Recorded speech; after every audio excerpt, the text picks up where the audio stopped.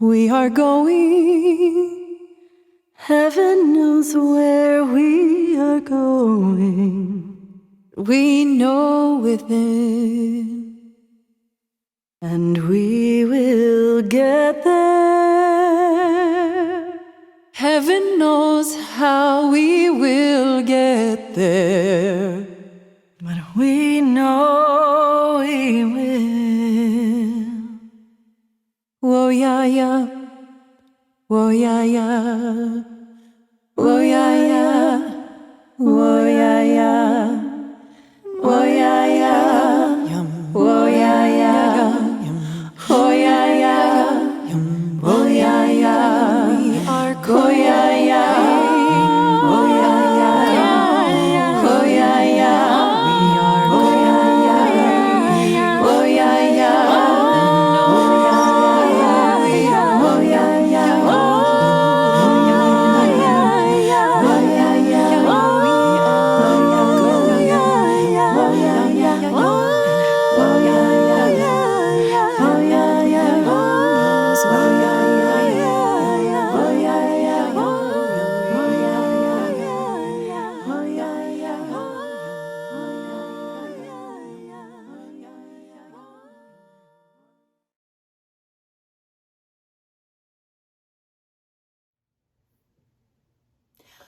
Welcome to the Morristown Unitarian Fellowship, our online and on-the-ground multi-generational spiritual community.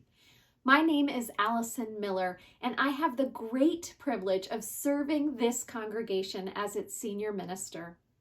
You are joining us on a very special day.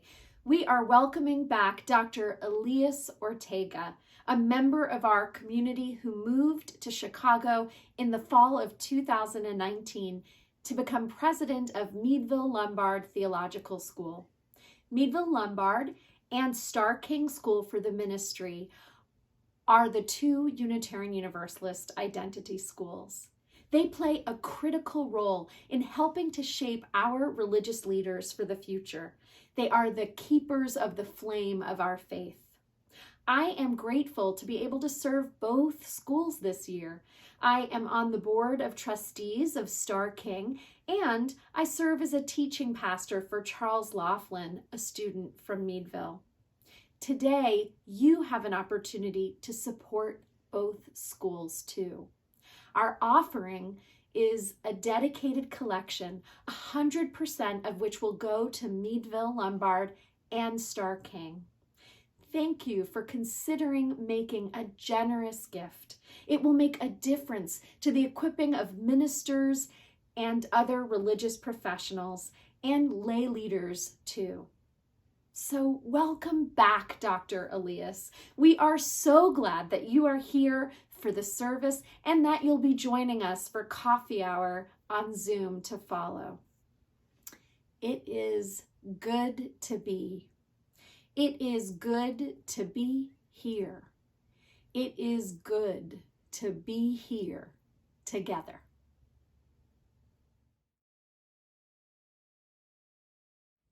Good morning and welcome to our community. We'll open our service today by lighting a flaming chalice. We invite you to join us by lighting a candle or flaming chalice with us from your home too. We'll recite words we frequently share together. The Covenant, written by James Villa Blake, as we light this symbol of our faith. Love is the spirit of this fellowship, and service is its law. This is our great covenant, to dwell together in peace, to seek the truth in love, and to help one another.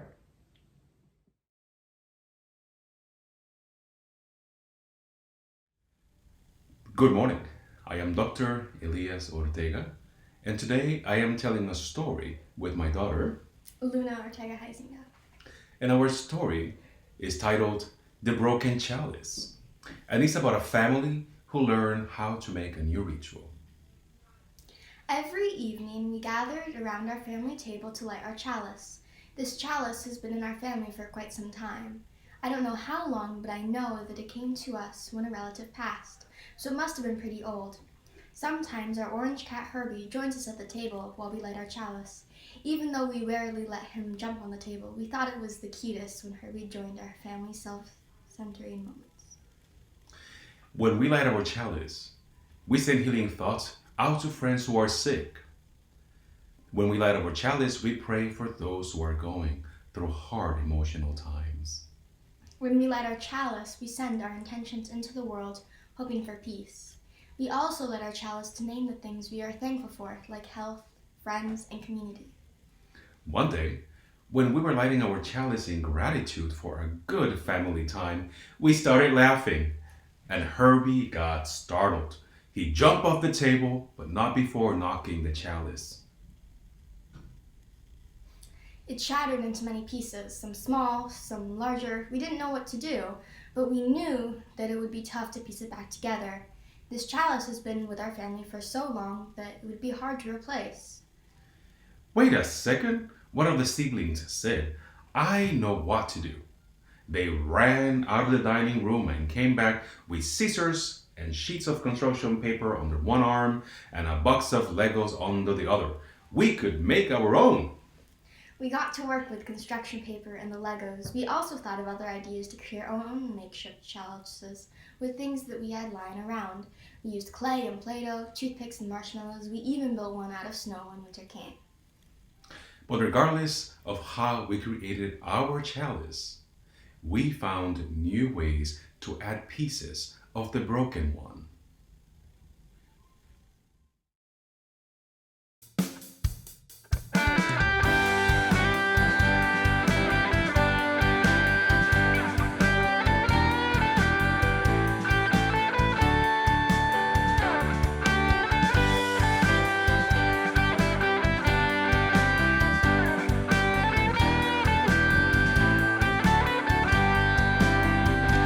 Love will guide us, peace has tried us, hope inside us will lead the way on the road from greed to giving. Love will guide us through the hard night. If you cannot sing like angels, if you cannot speak before thousands, you can give from deep within you. You can change the world with your love. You are like no other being. What you can give, no other can give. To the future of our precious children, to the future of the world where we live. Hear the song of peace within you. Heed the song of peace in your heart. Each new beginning shall lead to the harvest. Love will guide us on our way. Love will guide us on our way. Love will guide us on our way.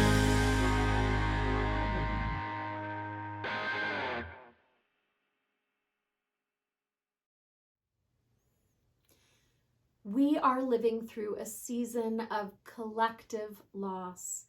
And this week, our community has lost 2 beloved members. We take the time to acknowledge our grief and to celebrate their light. We begin with a memorial candle for Sharon Livingston, who passed away on November 25th.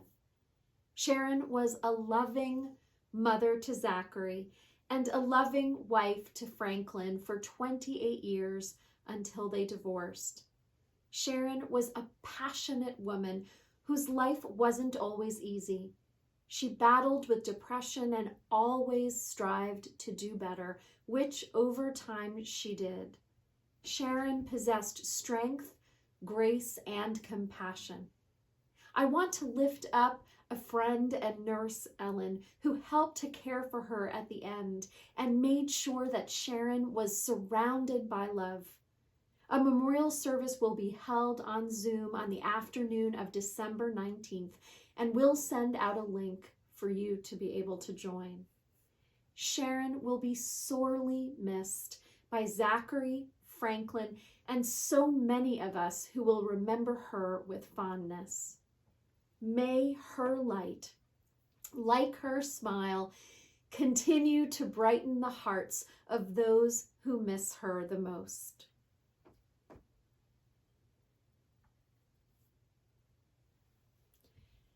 We light a memorial candle for Jim Stevenson, who just passed away yesterday.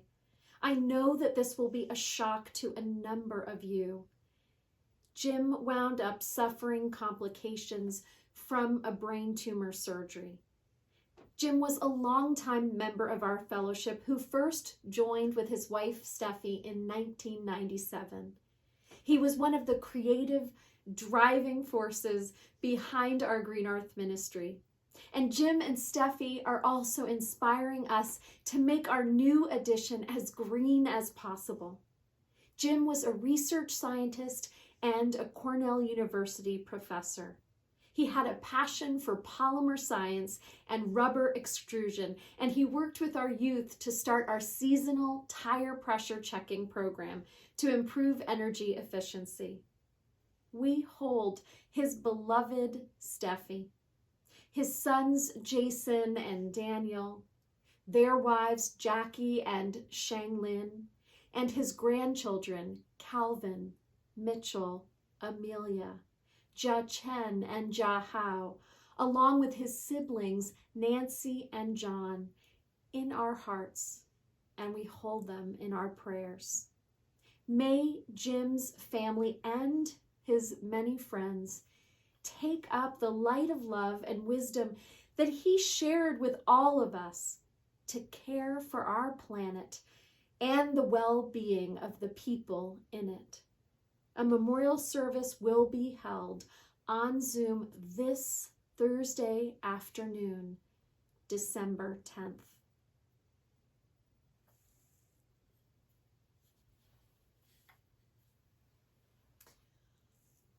We light a third candle.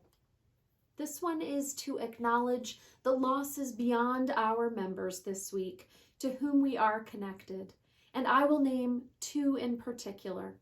The Reverend Hope Johnson, who served on the UUA staff for our region with compassion and with an abiding commitment to liberation and anti-oppression. She was a mentor and friend to many, including me. And I will also name Johnny McBride, our intern Charles Laughlin's uncle, who passed away from COVID this week. May their light and the legacy of their love ripple out far and wide. Amen, and blessed be, and may it be so.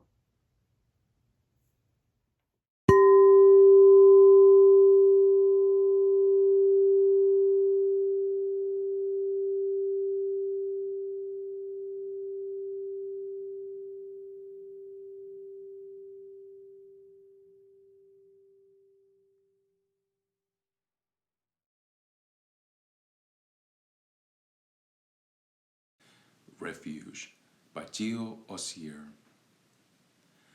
I'll tell you this. I am the only part of winter left. It beckoned, and I followed, past all reason, follow it like the end of a broken train through white woods. And I stayed with simple tools, set on trying to construct more of a season. It has taken all of me to do it, and you will not believe the storms. You will not believe how I sleep. From here, anything would sound like a cry. Everything looks like pieces of God.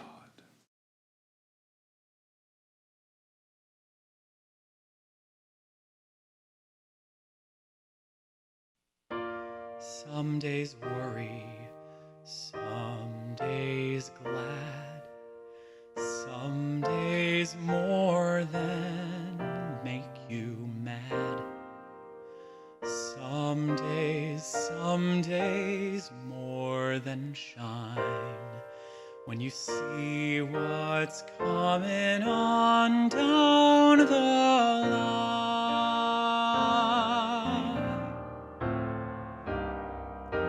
Some days you say, oh, not me, never. Some days you say, bless God forever. Some days you say, curse God and die.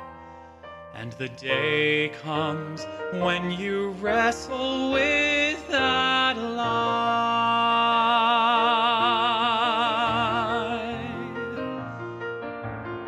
Some days tussle and some days groan, and some days don't even leave a bone. Some days you hassle all alone. I don't know, sister, what I'm saying, nor do no man if he don't be praying. I know that love is the only answer, and the tightrope lover the only dancer. When the lover come off the rope today, the net which holds him is how we pray, and not to gods unknown, but to each other. The falling mortal is our brother. Some days leave, some days grieve, some days you almost don't believe. Some days believe you, some days don't. Some days believe you, and you won't.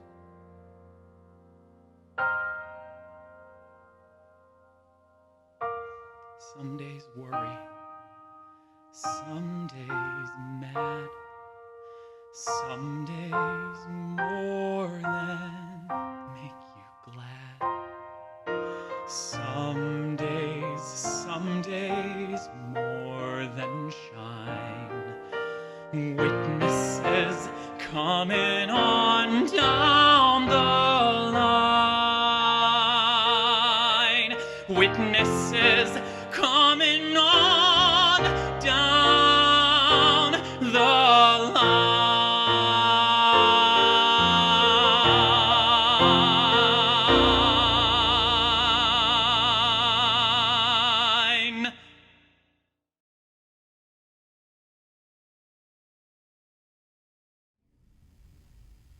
Good morning, Morristown Unitarian Universalist Fellowship.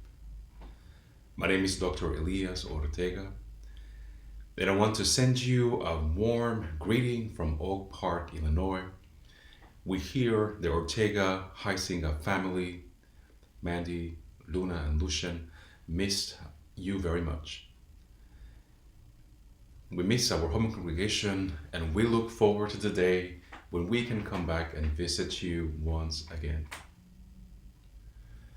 This morning, I want to share words with you with the theme Times of Mourning and Rituals of Hope.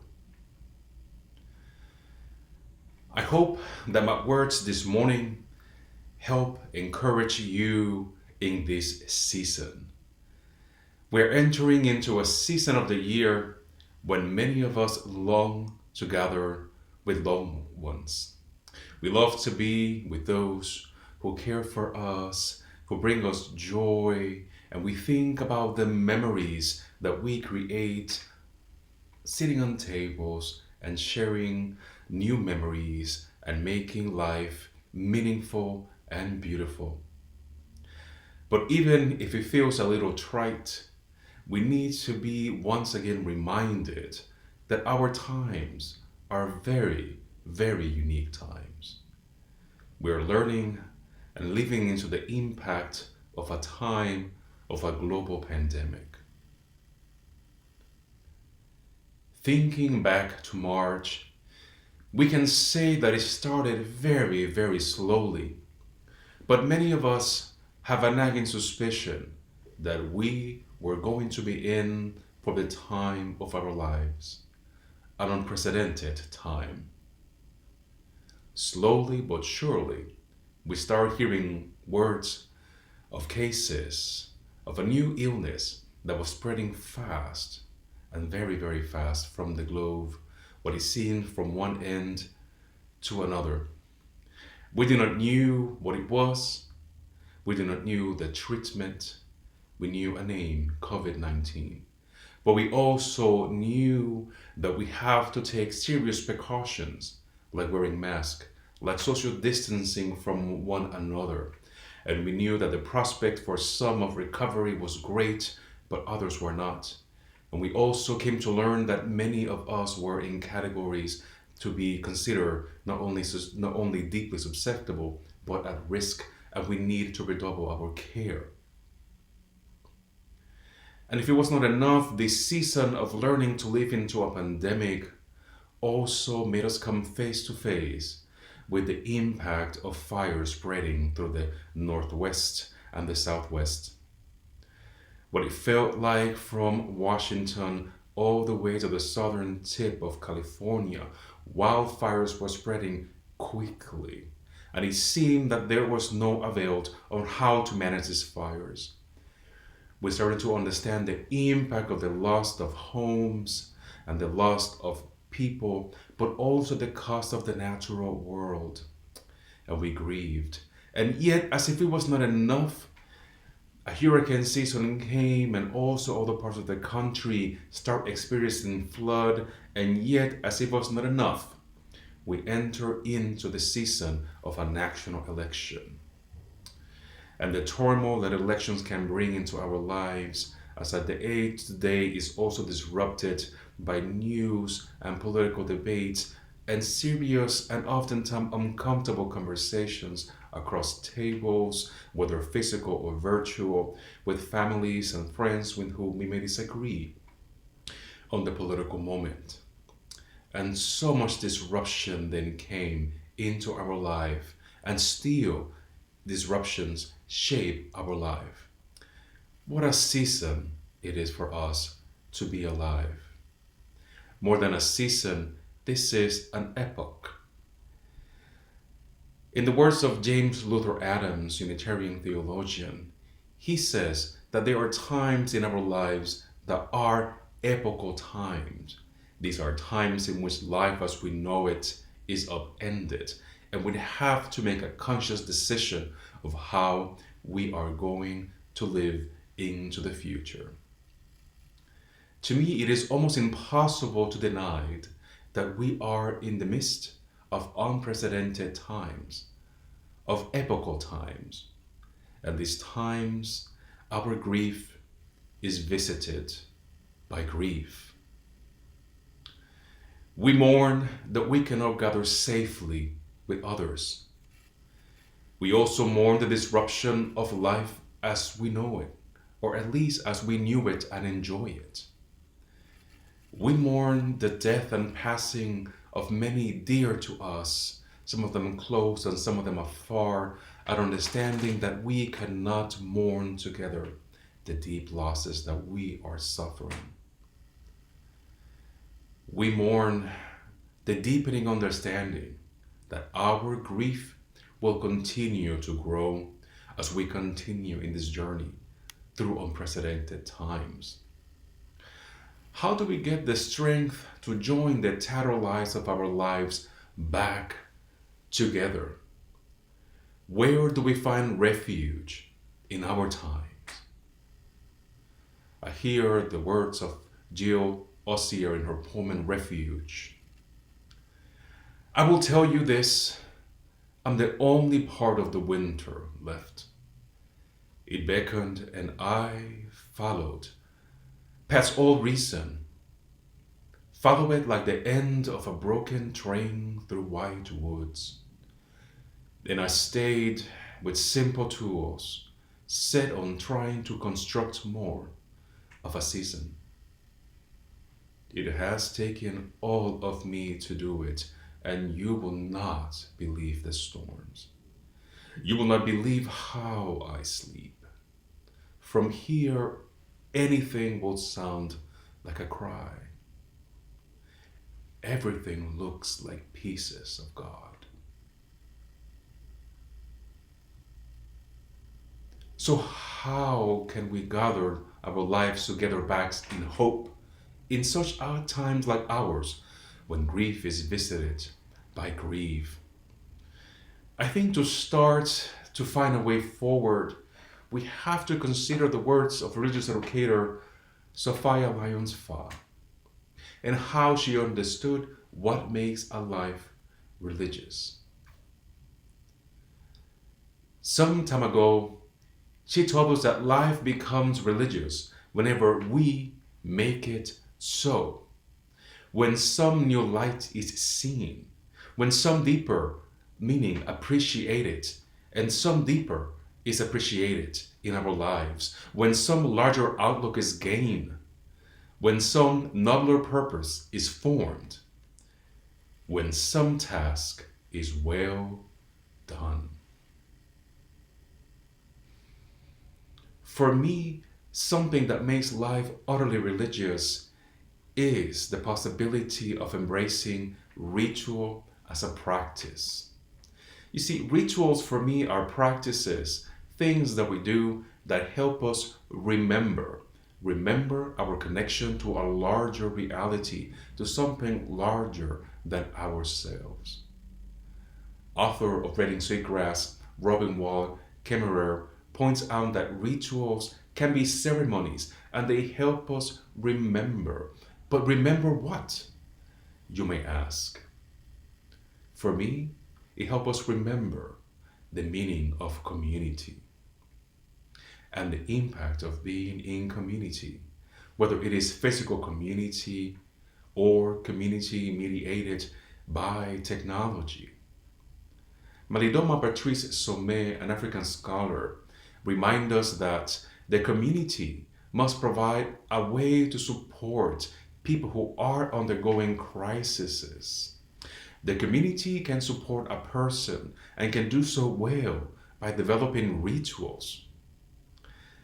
There is an insight here in what Sommet writes to us that I find utterly telling, and it has to do with how each person, each one of us, has potential to be cared for and care for others by rituals. It is important for us to understand that for Sommet, we are individuals, but we are individuals who can only live to our full potential when we are nourished and grounded in community. You see, being in community unleashes our creative spirit, and it unleashes us to care for others and create ways of finding collective meaning. In particular, it helps us find ways to remain hopeful. And I think this is very important for us in our times. I want to share with you a ritual, an everyday ritual that I embraced early on during these pandemic times. I'm sure that many of you may resonate with the reality that as we became and start practicing social isolation, that is to say, became confined to our places of residence, there are these things named dishes that as if by magic kept piling on. Early on in the pandemic, I found myself being utterly frustrated by the reality that dishes seemed to be a never-ending task. But you see, I thought that the never-ending task of dishes was bad before. And yet somehow, as we cloistered in our house for our safety, and the days passed on. The mountains of dishes seemed to be never ending. It is as if we could never do enough dishes to keep our sink empty. And I thought in one of those moments of frustration that I needed to redirect that energy, to think about this possibility of doing dishes anew, not as a moment of frustration or a chore, but as an opportunity to ground myself in something larger. One day I decided to do a form of a meta meditation. And that is, as I was doing the dishes, I start thinking to myself, what if I take a moment and send a blessing to the universe for the hands to use this one dish? And in so doing, I realized that I was blessing my children, my partner, but I was also sending blessings for myself. And in that process of blessing my family, of blessing myself as well, I realized what a gift it was to be in health and to be together with those who love me and I love them as well. And in so doing, I realized that a quotidian task of doing dishes was an opportunity for me to also hold others close to my heart, sending blessings to friends and families close and far, sending blessings to my larger faith community and to my place of employment. And thus, the everyday chore of doing dishes became a sacred ritual, a ritual of sharing a blessing for others and for me. And through embracing this practice of a ritual, of ritualizing an everyday practice, I realized that life then becomes religious if we choose to make it so.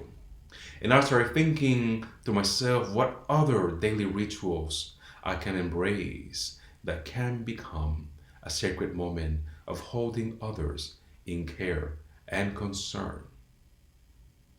It may be sending a text or sending a note or recording a short message and sending them to their phone. There are many things that we can do that help us remember that we are part of a larger whole, of a community of faith. And I think this is very important for us because when we make Unitarian Universalism our chosen faith, we are making a commitment to the responsible search of meaning, not only for ourselves, but to create meaning in community. But we are also making a commitment to nurture each other's spiritual growth.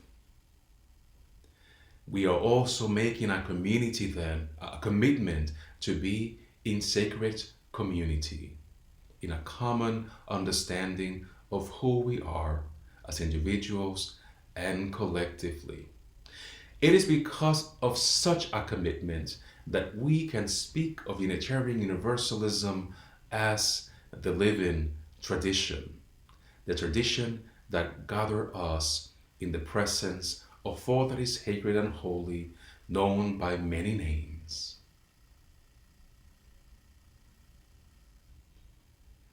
And in this community, and in times such as our times, in which our grief is visited by grief, we find refuge. I'll tell you this, I am the only part of winter left.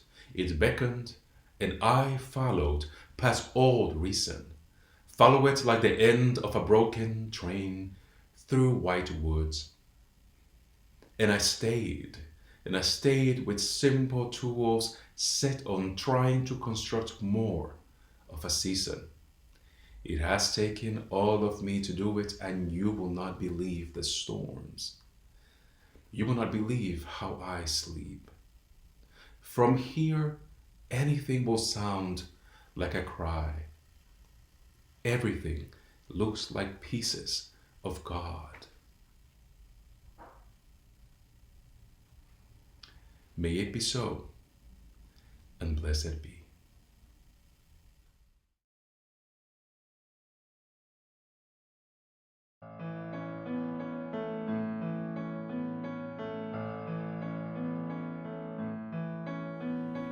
There is a love holding me.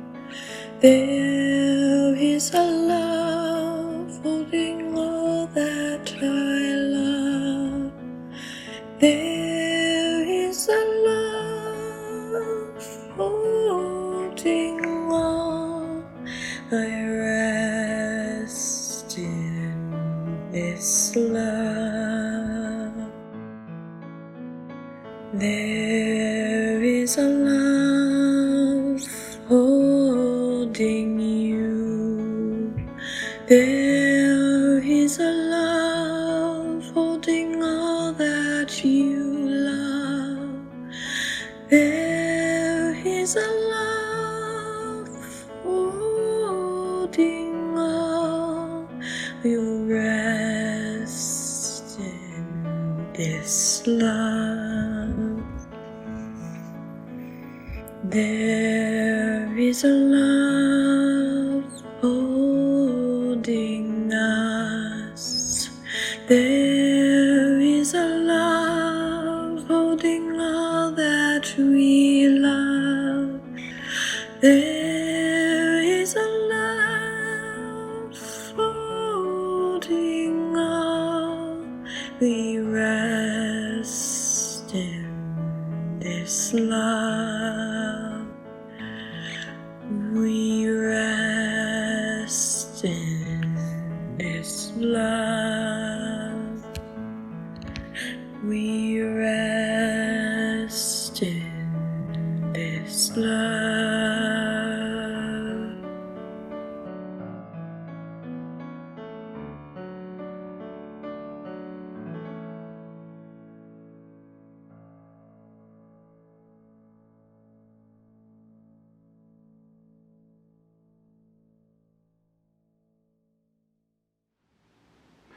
In this season, when our grief is visited by grief, let us remain hopeful, understanding that we are not alone in these times, that we are part of a larger sacred community that help us, that sustain us, that love us in return as we love our community. May we be bold, may we be brave, may we remain hopeful to face today as we move into tomorrow. May it be so, and blessed be. We are going, heaven knows where we are going. We know within, and we will get there. Heaven knows how we will get there, but we know we will. Whoa, yeah, yeah. Whoa, yeah, yeah. Whoa, yeah, yeah. Whoa, yeah, yeah. Whoa, yeah, yeah. Whoa, yeah, yeah. Oh yeah, yeah. Oh yeah, yeah. We are going. Oh yeah, yeah. Oh yeah, yeah. Oh yeah, yeah. We are going. Oh yeah, yeah. Oh yeah, yeah. Oh yeah, yeah. Oh yeah, yeah.